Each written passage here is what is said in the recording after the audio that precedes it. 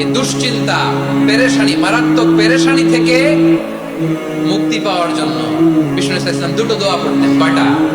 অনেকগুলো পড়তেন। স্পেশাল দুটো দোয়া আজকে আপনাদের শেখায় যাবো, শুনবেন।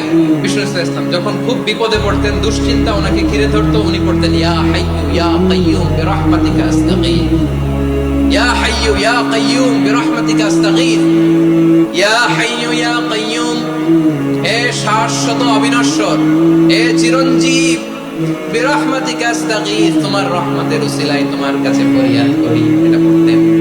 আবার আরেক বর্ণনায় এসেছে ইয়া হাইয়্যু ইয়া কাইয়্যুম বিরহমাতিকা আস্তাগীথ আসলিহ লি শা'নি কুল্লাহু ওয়া লা তাকিলনি ইলা নাফসি তারফাতা আইন। আসলিহ লি শা'নি কুল্লাহ, আল্লাহ আমার সবকিছু আপনি সেটেল করে দেন।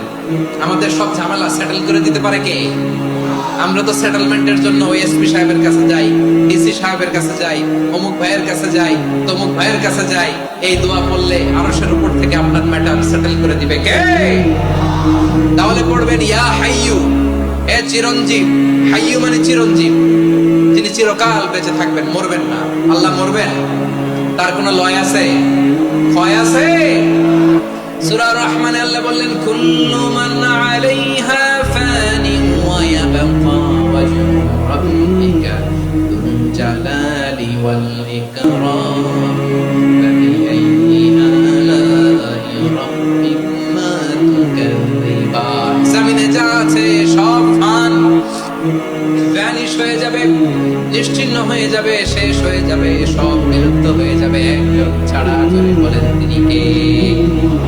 ইয়া হাইয়্যু, আমার সাথে আওয়াজ করে পড়েন ইয়া হাইয়্যু ইয়া কাইয়্যুম ইয়া হাইয়্যু ইয়া কাইয়্যুম বিরহমাতিকা আস্তাগীথ আসলিহ লি শা'নি কুল্লাহ ওয়া লা তাকিলনি ইলা নাফসি তারফাতা আইন।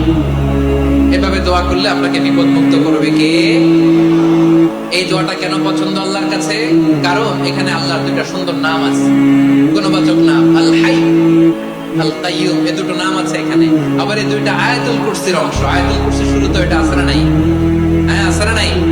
3 নাম্বার কারণ এটা ইসমে আযম। কোন দোয়াটা ইসমে আযম? যে দোয়া ওসিলায় দোয়া করলে আল্লাহ দোয়া ফেরায় না। অনেকগুলো মত আছে, সবচেয়ে ভ্যালিড মত হচ্ছে এটা, ইয়া হাইয়্যু ইয়া কাইয়্যুম। এর ওসিলা দিয়ে দোয়া করলে দোয়া কবুল করে কে?